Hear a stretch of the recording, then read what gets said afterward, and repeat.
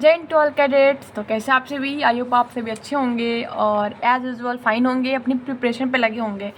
तो ये वीडियो काफ़ी इंपॉर्टेंट होने वाला है क्योंकि जिनका भी डाउट था फेज़ 2 के रिगार्डिंग, चाहे वो रनिंग हो, स्क्वाट, सीटअप वगैरह, सब डाउट मैं क्लियर कर दूंगी।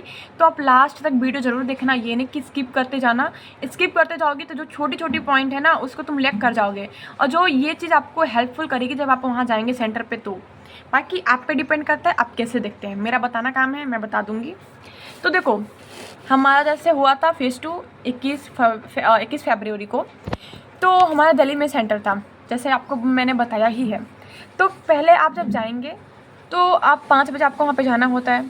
फिर आपका डॉक्यूमेंट्स चेक करते हैं वो लोग, और डॉक्यूमेंट्स का मैंने वीडियो बना दिया है, आपका सब डाउट क्लियर हो जाएगा। एक बार जाकर देख लेना, जिनको आप भी डाउट होगा कि क्या क्या चाहिए होता है।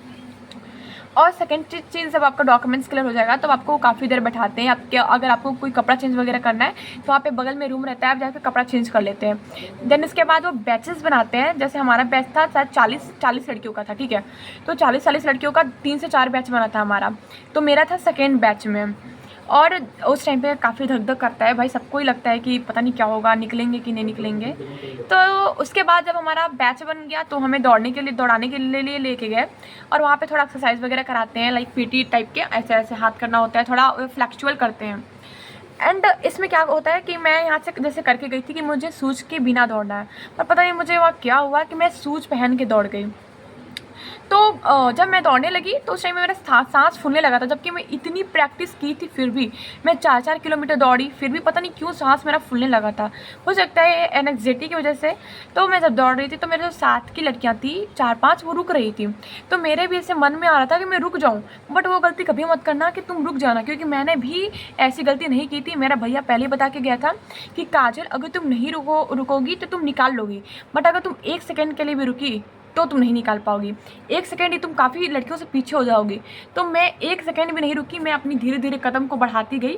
और जब मेरा शायद 1 किलोमीटर बचा था, तो वहाँ के जो गाइडर्स होते हैं ना, मतलब बैठे रहते हैं साइड साइड में, तो बोले कि बस कुछ देर और, 100 मीटर बचा है। तो मैं पूरी अपनी जान लगा दी 100 मीटर पहुँचने के लिए। जब मैं देखी कि सामने तो कुछ है ही नहीं, तो मैं फिर अपना स्लो की स्पीड और नॉर्मल स्पीड से दौड़ने लगी। जब मुझे दिखा कि मेरा सिर्फ 400 मीटर दूरी है, उस टाइम में भाई मैं बता नहीं सकती, मैं अपनी पूरी जान लगा दी कि मुझे बस उस लाइन को क्रॉस करना है।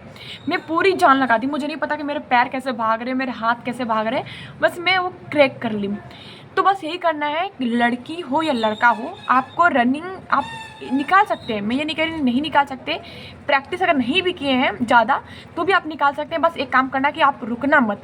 आपका मन करे, दिल करे कि रुक जाऊं, बट 1 सेकेंड के लिए भी मत रुकना। अगर आप नहीं रुकेंगे तो आप रनिंग निकाल लेंगे।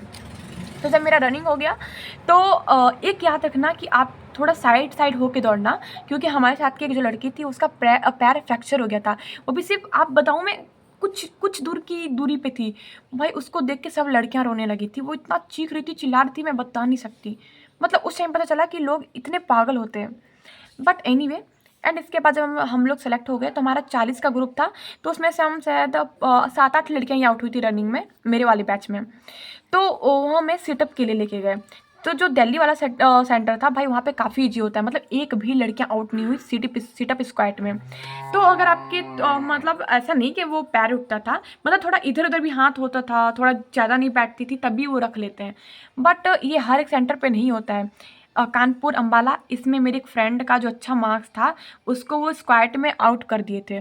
तो जो आपका स्क्वाट हो, सीटअप हो, अपने अच्छे से करना। मैं आज का बता रही हूँ, मैं आज 75 बार मैंने स्क्वाट करा है और 50 बार सीटअप किया है। मतलब ऐसे रुक रुक के, कि जैसे 10 गुना 5, मतलब 10 करके मैंने 5 बार किया। तो आपको प्रैक्टिस करना ही पड़ेगा, आपको रिस्क नहीं लेना है। कोई कितना भी बोले कि ये कोई तोप नहीं है, ये वो नहीं है, आप अपनी तरफ से 100% दो।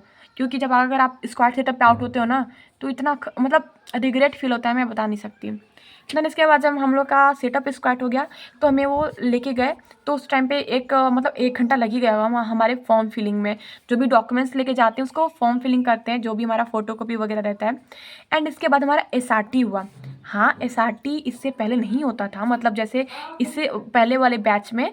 बट हमारे टाइम पे वो जो भी कोई टेस्ट की ओर से वो ले रहे थे कि काफ़ी कैसा प्रोसेस होता है अब। तो हमारा टेक्स्ट वहाँ पे एसआरटी हुआ। एसआरटी में कैसे पास होंगे, तो एसआरटी का बस एक मूल मंत्र है कि आपको वहाँ पे सब आंसर सही रहता है, वो आप पे डिपेंड करता है कि आप कौन सा चूज़ करते हैं एप्रोप्रिएट। तो इसमें वही आउट होता है जो क्वेश्चन को छोड़ देता है। आप कुछ भी करना, आपको पूरे क्वेश्चन को अटेम्प्ट करना है। मैं तो 20 मिनट पहले ही बना के बैठ गई थी, क्योंकि मुझे पता था कि एसआरटी में आपको खुद पे रख के करना है। कि मान लो आप गाड़ी से जा रहे हैं, वहाँ पे कोई बुढ़ी औरत गिर गई है, तो आप क्या करेंगे, पहले उसको उठाएंगे या पुलिस को कॉल करेंगे, मतलब ये सब चीज़ें होती हैं। तो बस इसमें आप ये करना है कि एक भी क्वेश्चन अटेम्प्ट मत करना, आपको समझ में ना आए फिर भी तुम एक टिक कर लेना, ठीक है। तो ये आपका हो गया, एसआरटी हो गया, एंड फॉर्म फिलिंग भी हो गया, सब आपका प्रोसेस। तो मतलब आधे घंटे बाद वो आपको नाश्ते के लिए ऑर्डर पूछने आते हैं कि आप ऑर्डर में नाश्ता करोगे या जो भी करोगे, खाना खाओगे।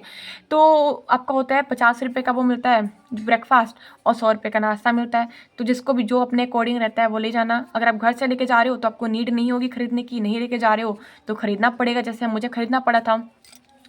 तो इसके बाद आपको नाश्ता करने के लिए बोलेंगे। एंड इसके बाद जो आपका बैच बना था, जैसे वो बैच बनाएंगे 20-20 करके जीडी के लिए। तो फिर मेरा भी सेकंड नहीं, मेरे थर्ड में था, जीडी में थर्ड बैच में हुआ था। तो फिर जब हमारा टाइम आया बैच, मेरे साथ की लड़कियां थी, जैसे हमारा 20 का ग्रुप बना, तो हमें जीडी के लिए लेके जाया गया। और क्या होता है ना कि जैसे आपके साथ 2 बैच जा रही है ना, हमारे वहाँ पे ऐसा हुआ था, तो दोनों का टॉपिक सेम था भाई। क्यों, बट दोनों का अलग अलग रूम में हो रहा था। आपको नहीं पता कि आपकी दोस्त उस रूम उसमें है तो आपको उसका क्या जीडी टॉपिक है, तो ऐसा हो रहा था। तो हमें जैसे लेके मतलब गया अंदर जीडी के लिए। तो मुझे लग रहा था कि जैसे मेरा क्या होगा कि मैं, अगर मुझे कुछ टॉपिक समझ में नहीं आएगा तो मेरे साथ की जो लड़कियां हैं पहले मेरे से होंगी, मैं उनका कुछ हिंट लेके बोल दूंगी। पर क्या हुआ भाई कि मैं ही पहले नंबर पे बैठ गई, मुझे ही बैठना पड़ा। मतलब मैं ऐसे पीछे थी, तो जो पीछे से गई वही सबसे पहले बैठी। तो फिर मुझे डर नहीं लग रहा था, बस थोड़ा सा ऐसा लग रहा था कि टॉपिक क्या होगा। तो हमारा टॉपिक था साइबर बुलिंग था, मतलब डिजिटल बुलिंग, जो ऑनलाइन बुलिंग होता है ना, छेड़खानी करना, आपके पैसे ले लेना, ब्लैकमेलिंग करना, ये सब होता है। तो वहाँ पे आपको स्पीकर बोलता है टॉपिक के बारे में वो। तो आपको पहले रफ नोट डाउन करना होता है, फिर फेयर शीट करना होता है। तो फेयर शीट के लिए जब आप वो बोल लेगा स्पीकर, तो आपको फेयर शीट के लिए 10 मिनट का टाइम दिया जाता है। तो आपको जो भी समझ में आया होगा उस साइबर बुलिंग के बारे में, आप अपना रफ शीट को भी यूज़ कर सकते हैं, आराम से देख के लिख सकते हैं, पॉइंट बना के। तो मैंने पॉइंट बना के ही लिखा था। पहले उसके 4 लाइन मैंने लिख दिया, फिर उसके बाद पॉइंट बना के लिखा। तो मैंने बना के लिखा था। जब ये हो गया तो वो बोलते हैं कि आप अपना इंट्रोडक्शन स्टार्ट करो। पर याद रखना, जो इंट्रोडक्शन रट के जाता है उसको प्रॉब्लम होती है। हमारे वहाँ क्या बोले वो, कि आपको इंट्रोडक्शन में सिर्फ अपना नाम लिखना बोलना है और आप कहाँ से बिलोंग